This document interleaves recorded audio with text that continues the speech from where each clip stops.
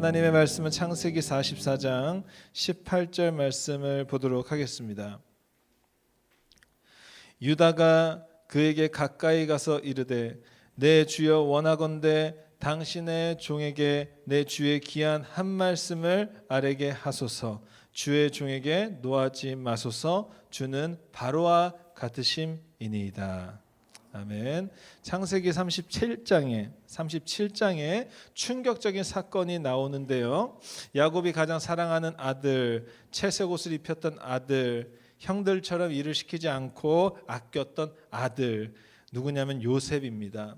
그 요셉이 형들에 의해 노예로 팔리는 장면이 창세기 37장에 나옵니다.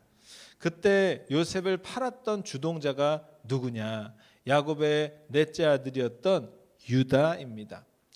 창세기 37장 26절과 27절을 보시면 유다가 자기 형제에게 이르되 우리가 우리 동생을 죽이고 그의 피를 덮어둔들 무엇이 유익할까? 자, 그를 이스라엘 사람들에게 팔고 그에게 우리 손을 대지 말자. 그는 우리의 동생이요 우리의 혈육이니라 하매 그의 형제들이 청종하였더라. 여러분, 유다는 리더십이 있었습니다. 구덩이를 파고 얘를 죽이네 마네 하는 그 형제들 앞에서 목소리를 내서 요셉을 팔아버리자라고 제안합니다. 유다는 이미 형제들이 죽이지 못할 걸 계산하고 대신 요셉은 없애야겠다라는 생각에 그날 요셉을 미디안 상인들에게 팔아버린 것입니다. 그 다음에 유다를 비롯한 형제들은 어떤 행동을 하죠? 요셉의 옷에 순념소의 피를 묻히고 아버지 야곱에게 가져가 요셉이 죽었다고 하고 악한 짐승이 잡아먹었다고 하고 그래서 완전 범죄를 꾸미게 됩니다. 야곱의 아들들은 자신의 죄를 숨기며 거짓말로 아버지를 속였습니다. 그 모든 중심에는 주동자 유다가 있었습니다. 자, 그런데 이러한 유다가 후에는 어떻게 될까요? 성경은 그 내용을 기록하고 있는데요. 우선 창세기 후반부에 보면 애굽이 전 세계에 패권을 쥔 채 그리고 이 땅에 양식이 고갈되고 심각한 기근이 찾아오게 됩니다. 그때 모든 나라의 사람들은 오직 한 곳, 강대국 애굽을 향해 양식을 구하러 가게 되죠. 그때 애굽의 총리가 누구인가? 형들이 노예로 팔았던 요셉이 총리로 서 있었습니다. 그리고 시간이 흘러서 요셉이 총리가 된 것을 형들은 모르고 요셉은 형들이 양식을 구하러 온 것을 알게 되는 그 상황에 처하는데 그때 요셉은 자신의 정체를 끝까지 숨긴 채 막내 동생 베냐민을 감금하여 형들만 양식을 가지고 집에 돌아가게 하는 사건이 창세기 한 42장부터 한 44장까지 쭉 이어지고 있습니다.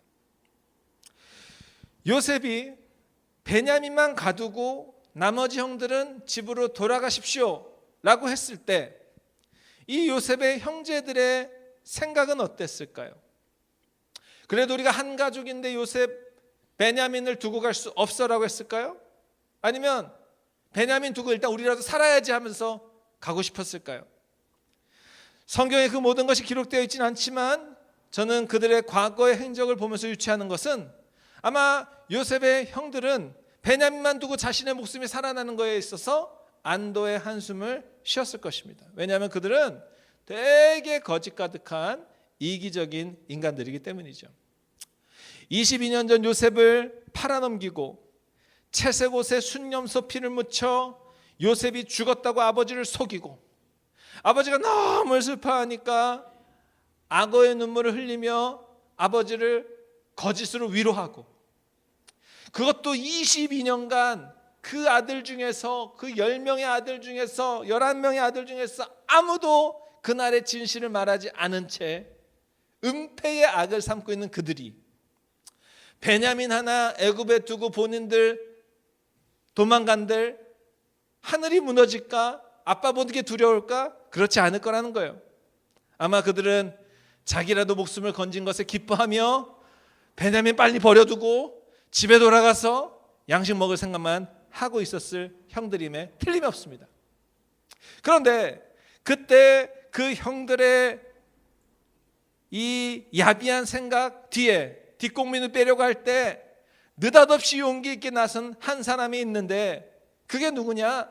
바로 요셉을 과거에 팔았던 주동자 유다라는 것입니다. 창세기 44장 18절로 가보시면은 찾는데 좀 걸리실 텐데, 유다가 그에게 가까이 가서 이르되 내 주여 원하건대 당신의 종에게 내 주의 귀한 한 말씀을 아뢰게 하소서. 주의 종에게 노하지 마소서. 주는 바로와 같으심이니이다. 30절에 아버지의 생명과 아이의 생명이 서로 하나로 묶여 있거늘 이제 내가 주의 종 아버지에게 돌아갈 때에 아이가 우리와 함께하지 아니하면 33절 이제 주의 종으로 그 아이를 대신하여 머물러 있어 내 주의 종이 되게 하시고 그 아이는 그의 형제들과 함께 올려 보내소서. 자, 여러분 제가 띄엄띄엄 읽었는데 이 44장에서 유다가 하는 말이 무엇이냐면은 베냐민이 집에 가지 않으면 아버지는 죽습니다. 아빠가 제일 사랑했던 아내가 라헬이라는 여자인데 이 여인에게서 얻은 두 아들이 있는데 하나는 22년 전에 없어졌고 막내 아들 보면서 겨우 살고 있는데 이 막내 아들 베냐민이 안 가면 아빠는 죽습니다. 아빠의 생명과 아이의 생명이 서로 하나 묶여 있으니 총리님이시여 바로왕과 같은 분이시여 제발 베냐민을 우리와 함께 데려가게 해 주세요. 종이 필요하다면 제가 유다인 제가 대신 종이 되겠습니다라고 간청하는 모습이 여러분 누구의 모습입니까? 놀랍게도 유다의 모습이라는 거예요. 여러분 유다는 어떤 사람이죠? 말씀드렸지만 요셉을 팔아넘긴 주동자였습니다. 거짓말로 아버지를 속인 주동자였습니다. 위선과 가식의 위로를 단체로 지시한 주동자였습니다. 악랄한 리더 유다이며 요셉의 원수 유다입니다. 그런데 그 유다가 지금 어떻게 합니까? 베냐민을 팔고 집으로 돌아가길 원하는 그 나머지 형제들 중에서 홀로 자원하여 총대 매면서 베냐민 결코 두고 갈 수 없습니다. 아빠의 생명과 아이의 생명이 묶여 있으니 살려 주십시오. 종이 필요하다면 내가 종이 되겠습니다라고 스스로 결단하고 있다라는 것이죠. 즉 지난날 동생의 목숨을 별거 아니라 여기며 지나가는 상인들에게 팔았던 그 악랄했던 모습과는 달리 이제는 오히려 자신을 희생하며 목숨을 걸어서라도 동생을 구하려는 그 모습, 아버지와의 그 약속을 지키려는 책임감 있는 모습, 이 문제의 상황을 위험한 사태를 본인이 해결하려는 모습, 그 변화된 모습을 오늘 넷째 아들 유다가 나타내 보이고 있다라는 것입니다. 유다의 변화된 행동에 요셉의 마음은 무너지기 시작합니다. 그리고 그동안 숨겨왔던 자신의 정체를 밝히죠. 본인이 바로 22년 전 형들에 의해 팔렸던 그 아들 요셉입니다. 그 동생 요셉입니다. 눈물로 고백합니다. 형들은 깜짝 놀라죠. 아무 대답하지 못합니다. 무서워합니다. 그런데 그때 요셉이 뭐라고 이야기하죠? 형들을 용서하며 근심하지 마소서, 한탄하지 마소서. 하나님께서 생명을 구원하시려고 나를 당신들보다 먼저 보내셨습니다라고 이야기를 하고 있는 것입니다. 여러분 제가 신학대학원 시험 준비할 때 이제 성경을 이렇게 좀 외워야 되는데 늘 창세기 요 부분 요셉이 하는 말 근심하지 마소서 한탄하지 마소서 하나님의 생명을 구원하려고 나를 당신들보다 먼저 보냈다 요 구절만 나오면은 늘 그렇게 제가 눈물이 났었는데 참 감동적인 이야기 아닙니까? 그리고 이 사건을 통해서 요셉은 그의 형들과 또 아버지 야곱과 재회하고요. 이스라엘 전체는 애굽으로 이사해서 풍족하게 살고요. 기근의 시대에 그들의 모든 삶을 구원받는 그 사건을 창세기는 기록하고 있는 것입니다. 사랑하는 여러분, 오늘 설교의 제목은 유다의 변화입니다. 성경은 창세기 37장부터 요셉을 중심으로 이야기를 전개하고 있지만 중간중간에 유다에 대한 복선을 계속적으로 이야기하고 있습니다. 성경은 유다의 모습 또 유다의 변화를 주목하고 있습니다. 이처럼 유다의 변화가 오늘 우리에게 주는 영적 교훈은 그럼 무엇일까요? 저는 두 가지를 말씀드리겠습니다. 첫 번째, 유다의 변화는 요셉을 변화시키는 변화라는 것입니다. 사실 요셉의 관점에서 보면 요셉은 자기를 밝히고 싶지 않았습니다. 요셉은 가족들을 부양하고 싶은 생각도 없었습니다. 여러분, 요셉을 너무 착하게 보지 마세요. 만약 요셉이 가족을 그립거나 부양할 생각이 있거나 도울 생각이 있었으면은 요셉의 위치에서, 애굽의 총리의 위치에서 충분히 가족들을 봉양하고 가족들을 찾고 아버지를 만나고 동생을 만날 수 있었습니다. 뭐가 어려웠겠습니까? 애굽 총리인데. 한 나라의 총리가 17살 때 살던 그 고향을 모를까요? 그 고향에 사는 아버지의 소식을 부화시켜서 못 들을까요? 형들의 복수를 못 할까요? 자기가 아끼던 동생 베냐민을 못 데리고 올까요? 올 수 있죠. 하지만 요셉은 하지 않았어요. 왜죠? 싫었던 것입니다. 자기를 팔아넘긴 형들, 또 아무리 죽었다고 해도 한 번 찾지 않은 그 아버지 야곱을 요셉은 싫었던 거예요. 그러나 오늘 본문은 무엇을 강조합니까? 요셉의 그 모든 분노를 요셉은 표출하는 것이 아니라, 복수하는 것이 아니라, 그 상처를 곱씹는 것이 아니라, 이 모든 것을 하나님의 섭리로 믿고 나아가는데, 그 결정적인 사건이 무엇인가? 바로 자신을 팔았던 극악무도한 그 유다의 변화였다라는 것이죠. 즉 유다의 변화가 요셉을 변화시키는 변화가 되었다라고 성경은 소개하고 있는 것입니다. 이처럼 한 사람의 변화는 한 사람에게 맞춰지지 않으며, 한 사람의 변화는 다른 사람의 변화로 이어지며, 한 사람의 변화는 하나님의 뜻과 하나님의 계획과 하나님의 나라에 기여하는 변화와 열매로 이어진다라는 것을 믿으시기를 바랍니다. 1907년 평양 대부흥운동이 일어났습니다. 그 평양 대부흥운동에서 그 중심에 있던 사람은 누구인가? 평양신학교 1회 졸업생이며 평양 장대원교회 지도자였던 길선주 목사님이 그 부흥운동의 중심에 있었습니다. 당시 서양 선교사 중에 부흥사였던 윌리엄 블레어 선교사가 부흥회를 하는 가운데 길선주 목사는 회중 가운데 은혜 받다가 예배가 마칠 때쯤 일어나 소리치는 거예요. 저는 친구의 돈을 착복했습니다. 내 친구가 나에게 돈을 빌려주고 관리를 시켰는데 그 친구가 죽자 제가 그 돈의 행방을 유족들에게 알리지 않았습니다.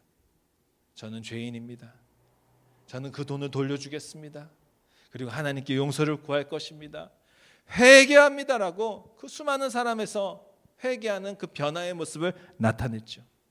그런데 놀라운 것이 그 길선주 목사님의 회개가 있자마자 주변에서 여러 사람들이 동시다발적으로 자신의 죄를 회개하는 거예요. 저도 누군가의 돈을 훔쳤습니다. 저도 누군가를 괴롭혔습니다. 저도 누군가를 모함했습니다. 그런 회개가 일어나며 용서를 구하며 그것이 참된 회개와 부흥운동으로 발전이 됐고, 이것이 평안도와 황해도와 개성과 서울과 원산과 밑에까지 쭉 전국을 불태우는 부흥의 불씨가 되었죠. 무슨 말을 드리는 것입니까? 길선주 목사의 회개의 변화는 본인의 용서받음에서 맞춰지는 것이 아니라 본인의 변화는 다른 사람의 변화로까지 이어졌다라는 거예요. 변화는, 오늘 나의 변화는 다른 사람을 변화시키며 옆 사람을 변화시키며 하나님의 부흥을 나타내며 하나님의 뜻과 하나님의 섭리와 하나님의 나라에 기여하는 변화로 발전된다라는 것을 믿으시기를 바랍니다. 서울 옆에 분당이라는 곳이 있습니다. 목사님들이 그 분당을 소개하면서 청당 밑이 분당이다, 뭐 이런 좀 철진한 농담들을 좀 하시는데, 요즘은 좀 분당도 많이 늙은 도시가 돼가지고 이 분당은 좀 별로고 이제 판교 쪽이 좀 올라갑니다.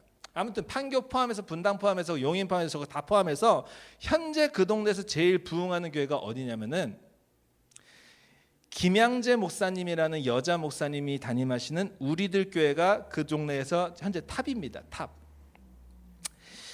그럼 그 교회의 성장 비결은 무엇일까? 이 김양재 목사님은 큐티를 강조하십니다.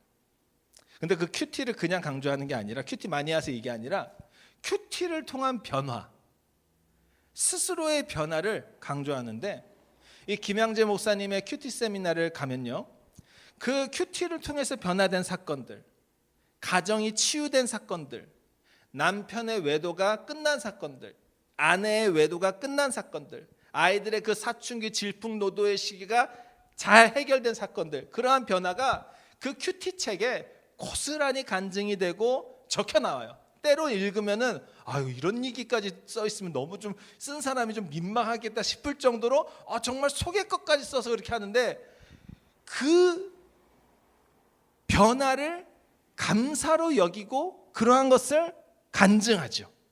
그런데 여러분, 그 변화가 다른 사람에게 퍼지는 거예요. 나의 변화가 다른 사람의 변화로까지 이어지는 거예요. 우리 가정의 변화가 다른 가정의 변화로까지 이어지는 거예요. 우리의 교회의 변화가 다른 사회의 교회로까지 이어지는 거예요. 유다의 변화가 요셉의 변화를 일으켰듯이 오늘 나의 변화가 우리 주변을 하나님의 뜻 가운데 나아가게 하는 재료가 되고 통로가 되는 줄로 믿습니다. 여기서 한 가지 더 부연 설명하자면, 여러분, 변화라는 것은 열쇠가 되는 줄로 믿습니다. 가정과 사회와 직장과 학업과 또 나의 진로라는 영역에서 뭔가 열리지 않을 때, 꽉 닫혀 있을 때, 하나도 나아지지 않을 때, 이게 왜 그럴까? 여러분, 열쇠가 뭐냐? 변화입니다. 내가 변해야 되는 것입니다. 나의 변화가 열쇠이며 내가 변할 때 해결이 되는 것입니다. 가정이 어떻게 화목해질까요? 내가 변하면 되는 것입니다. 너무 솔직하게 얘기하는 것 같아요. 학교가 어떻게 변화될까요? 어떻게 하나님의 나라가 될까요? 내가 변하면 되는 것입니다. 교회에 어떻게 은혜와 사랑이 흐를까요? 우리 한 사람 한 사람이 변하면 되는 것입니다. 나와 관계된 모든 문제들의 열쇠는 다른 사람의 변화가 아니라, 사회의 변화가 아니라 오늘 나의 변화를 통해서 해결될 수 있다는 것이며, 그것이 열쇠이며 거기서 시작된다는 것을 믿으시기를 바랍니다. 두 번째로, 유다의 변화를 통해 배울 수 있는 것은 하나님께서는 변화를 기뻐하십니다. 마태복음 1장 1절과 2절 말씀해 보시면, 아브라함과 다윗의 아들 예수 그리스도의 계보라. 아브라함이 이삭을 낳고 이삭은 야곱을 낳고 야곱은 유다 그의 형제들을 낳고. 제가 빨리 말하는 이유는 그렇게 중요한 구절이 아니기 때문이에요. 중요하지 않다는 게 오늘 설교에 있어서. 자, 1장에 보시면 드리고 싶은 말씀이 이거예요. 예수님의 족보를 소개하고 있습니다.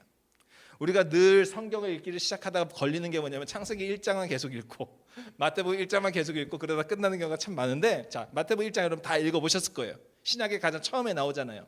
자, 여기서 우리가 알아야 되는 게, 영적 혈통, 그 메시아 혈통이 어디로부터 흘렀는지가 나오죠. 근데 여러분, 그 메시아의 혈통, 그 정통성은 보통 장자들을 통해서 전해집니다.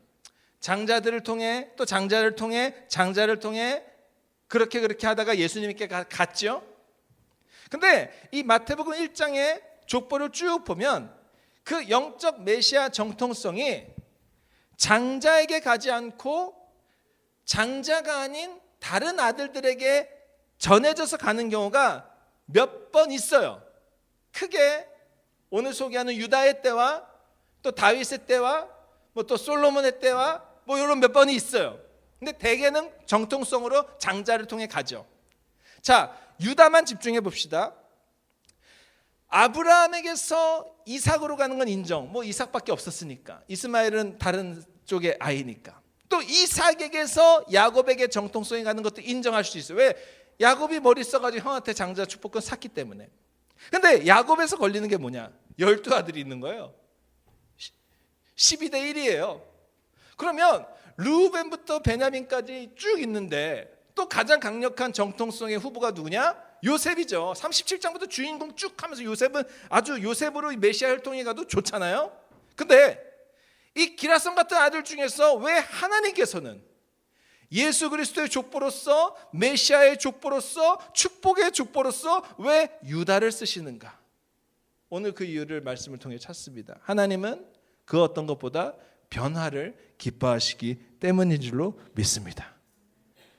유다의 진정한 변화, 유다의 회개의 변화, 유다의 돌이킴의 변화를 하나님께서 기뻐 받으신 것인 줄로 믿습니다. 누가복음 15장에 탕자의 비유가 나오죠. 둘째 아들이 아버지에게 재산을 달라고 합니다. 모세의 법에 의하면 장자는 2몫을 받고 나머지는 1몫을 받게 되어 있는 게 율법입니다. 그러면 둘째는 첫째가 아니기 때문에 아버지의 재산 30%를 요구할 수 있고 그것을 받아갔겠죠. 둘째 아들은 타지에 갑니다. 그리고 며칠 안 돼서 그 돈을 다 써요.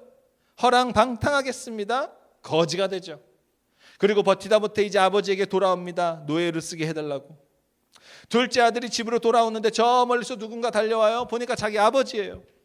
그리고 그 아버지는 돌아온 아들을 벼랑간 껴안고 목을 안고 입을 맞추고 기뻐하고 잔치를 엽니다. 여러분, 우리가 제3자의 입장에서 한번 솔직하게 이야기해봐요. 여러분, 이게 과연 목을 안고 입을 맞출 사건입니까?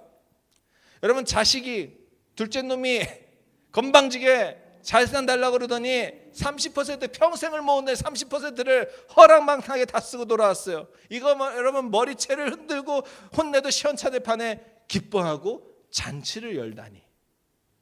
근데 여러분, 그 아버지의 관심은 단 하나, 아들이 돌아왔다라는 것이죠. 재산, 돈 중요하지 않아. 건강하게만 돌아오면 돼. 다시 집에 오면 돼. 그리고 왔어? 그러면 된 거야. 돌아왔어? 그러면 된 거야. 바뀌었어? 변했어? 그러면 된 거야. 그 돌아옴, 그 회개, 그 뉘우침, 그 변화를 하늘아버지는 기뻐하신다라는 것이죠. 여러분, 하나님이 기뻐하시는 것은 우리의 변화인 줄로 믿습니다. 심지어 우리가 하나님 나라에 좀 손해를 끼치는 일을 했을지라도, 과거에 부끄러운 실수와 죄악을 가졌을지라도, 여전히 끊지 못하는 죄 가운데 있을지라도 하나님이 기뻐하시는 건 뭐다? 모든 죄를 사하신 예수 그리스도를 의지하여 오늘 내가 달라지는 것이죠. 오늘 내가 바뀌어지는 거예요. 오늘 내가 거룩해지는 것이고 오늘 내가 성화의 삶을 사는 것이죠. 그 방향이 더딜지라도 느릴지라도 조금씩 하나님 기뻐하시는 모습으로 변화되어 갈 때 우리는 하나님의 기쁨이 되는 줄로 믿습니다. 간혹 교회 안에서도 하나님이 뭘 원하시는지를 좀 모르시는 분들이 계세요. 하나님께서 헌금을 잘 하는 거, 봉사를 열심히 하는 거, 또 목숨 걸고 교회 오는 거, 여러분 그것을 주님이 원하실까요? 물론 그거는 해야 되는 겁니다. 그리스도인의 책무이자 의무이자 기본이라고 저는 믿습니다. 해야죠. 그런데 여러분, 그러한 행위적인 것보다, 의무적인 것보다, 책무적인 것보다, 그런 기본적인 것들보다 우리 주님이 더 원하시는 것은 뭐냐? 오늘 나의 마음이 변화되는 것인 줄로 믿습니다. 죄를 기뻐하는 마음에서 하나님을 기뻐하는 마음으로, 안 될 거라는 부정적인 마음에서 하나님이 함께 하시면 될 수 있다라는 긍정의 마음으로, 아주 차갑고 냉랭한 가슴에서 뜨겁고 불타는 열정으로 내 마음이 변해져서 하나님 앞에 서는 것, 그 변화된 모습을 날마다 나타내는 것, 저는 이것이 주님이 기뻐하시는 산제사요 영적인 예배가 되는 줄로 믿습니다. 여러분, 저는 목사입니다. 하나님께서 오늘날 목회자들에게, 또 저와 같은 목사들에게 원하는 건 뭘까? 하나님께서 제게 원하시는 것은 제가 큰 교회를 하는 걸까? 아니면 제가 작은 교회를 하는 걸까? 그런데 여러분, 제 생각은 그래요. 하나님은 목회자가 어떤 교회에 서는 것, 그 교회 사이즈에 관심이 없어요. 하나님의 관심은 무엇이냐? 너가 나를 사랑하느냐? 너가 뜨겁냐? 너가 열정 있냐? 너가 주님만 보느냐? 너가 주님만 사랑하느냐? 그게 주님의 관심이고, 그 방향으로 매일매일 우리가 변화되기를 우리 주님은 바라시는 것입니다. 여러분도 마찬가지예요. 세상 속에 살면서 우리는 참 많이 휘둘립니다. 돈도 있어야 되고, 노후도 준비해놔야 되고, 성공도 해야 되고, 좋은 대학도 가야 되고, 정신없이 바쁘게 뭔가를 우리는 매일매일 해야 되는 것 같이 생각하고 살지만, 그러나 실제적으로 우리 주님이 기뻐하시고 원하시는 것은 무엇인가? 내가 서 있는 그 자리, 여러분이 서 있는 그 자리, 그 자리에서 오늘 나는 나를 구원하신 주님을 여전히 사랑하고 있는가? 내가 정말 다른 것 아닌 오직 주님만을 원하고 있는가? 세상의 힘과 세상에 걸려 그런 게 아니라 내가 정말 주님만 바라보고 있는가? 그것이 주님의 관심이요, 그 방향으로 우리가 매일매일 변화될 때 주님은 기뻐하시며 하나님께서 그러한 변화를 통해 주님의 교회, 주님의 가정, 주님의 자녀들을 세워가시는 줄로 믿습니다. 말씀을 정리하겠습니다. 변화는 내 안에서 이루어지는 것이 아닌 하나님의 역사를 통해 나타나는 것입니다. 그러기 위해서는 먼저 내가 변화되어야 될 존재라는 것. 오늘도 나는 하나님 앞에 완전한 존재가 아니라 부족하여 바뀌며 변화되며 더욱더 거룩해져야 되는 존재라는 것. 그것을 우리가 깨닫는 데서 시작하고요, 그때 주님은 나를 변화시키며 바뀌시며 변화시킬 것을, 성령의 역사를 통해 나타내실 것을 믿으시기를 주님의 이름으로 축원합니다. 유다의 변화가 요셉을 변화시켰듯이 오늘 나의 그 모든 영적인 변화가 내 옆사람을 변화시키고 내 가정을 변화시키고 내 교회를 변화시키고 내 일터와 사회와 국가를 변화시키는 시작이 될 것입니다. 또한 하나님이 기뻐하고 원하시는 것은 오늘 우리의 그 영적인 변화라는 것을 믿으시고 의욕 상실에 패배주의에 여러 가지로 고민과 염려에 다운되어 있다면 오늘 말씀을 통해 다시 일어나셔서 온 마음 다해, 온 사랑 다해, 온 열정 다해 우리 주님만 섬기고 주님만 따라가는 우리 모든 새교회가 되시기를 주님의 이름으로 축원합니다. 우리 시간 함께 통성으로 기도할 때 주님, 내가 변화되기를 원합니다. 유다처럼 변화되는 신앙이 내게 허락하여 주시옵소서. 유다의 변화가 요셉을 변했듯이 내가 변할 때 우리의 가정이 변하게 하시고 교회가 변하게 하시고 사회가 변하게 하시고 내 주변이 변하는 놀라운 긍정적인 효과가 나타나게 하여 주시옵소서. 무엇보다 주님을 향해 굳어진 나의 마음, 지친 나의 영혼이 있습니다. 주님 이 시간에 변화되기를 소망하오니 새롭게 변화될 수 있도록 성령님의 역사로 함께하여 주시옵소서라고 우리 한번 통성으로 주님께 기도하겠습니다. 기도합시다. 오 전능하신 하나님 아버지, 주님의 은혜와 사랑에 감사를 드립니다. 성령 하나님 아버지, 우리를 붙잡아 주시옵소서. 우리 가운데 역사하여 주시옵소서. 오늘 우리를 변화시켜 주시옵소서. 오늘 우리를 새롭게 하여 주시옵소서. 유다의 변화가 요셉을 변화시켰듯이 오늘 나의 변화가, 나의 영적인 변화가, 나의 회개의 변화가 오늘 나의 가정을 살리고 오늘 나의 주변을 살리고 내가 속한 공동체를 바꾸고 나의 속한 모든 교회를 살리며 이 땅과 이 나라를 바꾸시는 그 놀라운 매개가 될 줄로 믿습니다. 거룩한 나비 효과가 나타나게 하여 주시옵소서. 거룩한 주의 진정한 변화들이 나타나게 하여 주시옵소서.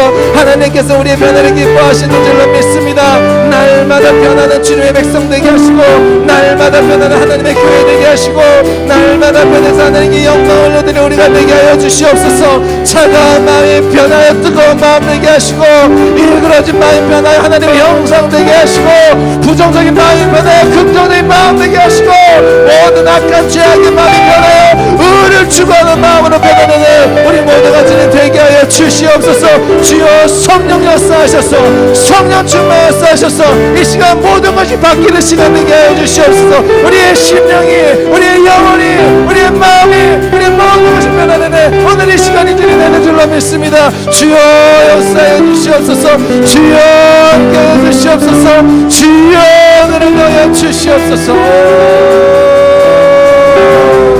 하나님 주님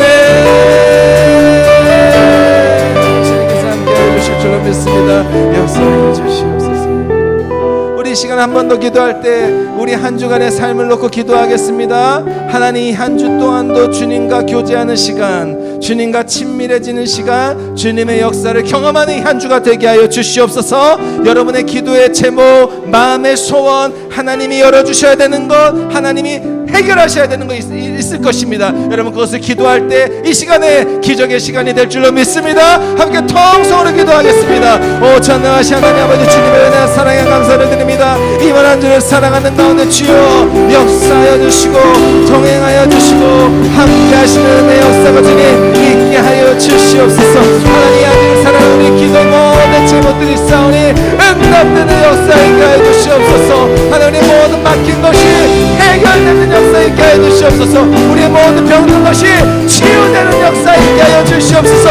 우리의 변하지 않는 마음이 편해지는 역사 있게 하여 주시옵소서. 오 하나님 아버지, 한 주 동안도 하나님과의 그 경건함과 그 보호함과 그 보호하심 속에서 우리가 승리하기를 소망하오니 하나님 welcome your Holy Spirit, fill us Holy Spirit. 하나님 당신의 그 성령의 충만함으로 깨닫고 승리하는 우리 모두가 주님 되게 하여 주시옵소서.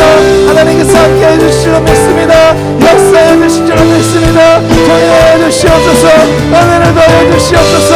함께 하여 주시옵소서. 주님께서 모든 것을 함께 해주시옵소니 주의 놀라운 은혜가 역사해 주실 줄 믿습니다. 주님 붙잡아 주시옵소서. 사랑해 주님 감사합니다. 유다의 변화가 오늘 우리 가운데 나타나게 하여 주시옵소서. 죄에서 돌이키는 변화가 있게 하여 주시옵소서. 주님, 우리 가운데 끊어야 되는 죄가 있다면, 은폐하고 있는 죄가 있다면, 해결되지 않는 죄가 있다면, 반복적인 죄가 있다면 유다의 변화처럼 모든 것이 끊어지는 역사가 우리의 삶 가운데 나타나게 하여 주시옵소서. 주님의 형상을 닮아가는 이 시간 된 줄로 믿습니다. 하나님, 우리가 이 땅에 살면서 특히 LA라는 봄, 여름, 가을, 겨울에 구분이 없는 이 도시를 살면서 우리의 마음 또한 무뎌지고 있는 건 아닙니까? 우리의 마음 또한 봄, 여름, 가을, 겨울에 정비를 하지 않고 무뎌지고 냉랭해지는 우리의 가슴이 있는 것은 아닙니까? 하나님, 우리의 신앙의 무너짐 이 시간에 경작시키시옵소서. 기경시키시옵소서. 우리가 마음 변화되게 하시고 우리의 영성이 뜨거워지게 하시고 우리의 심령이 불타지게 하시고 우리의 열정이 다시 한번 새로워지게 하여 주시옵시고 우리의 빠진 모든 힘이 성령의 힘으로 채워지는 역사가 주님 있게 하여 주시옵소서. 하나님, 우리에는 변화가 필요합니다. 하나님, 우리는 오늘도 변화되어야 합니다. 내일도 변화되어야 합니다. 날마다 변화가 필요한 존재라는 것을 깨닫고 성령께서 보여주시는 대로 변화되어 살아가는 변화의 축복을 경험하는 우리 모두가 되어서 주님을 온 마음 다해, 온 정성 다해, 온 열정 다해 하나님을 사랑하고 예배하는 우리 새 교회가 되게 하여 주시옵소서.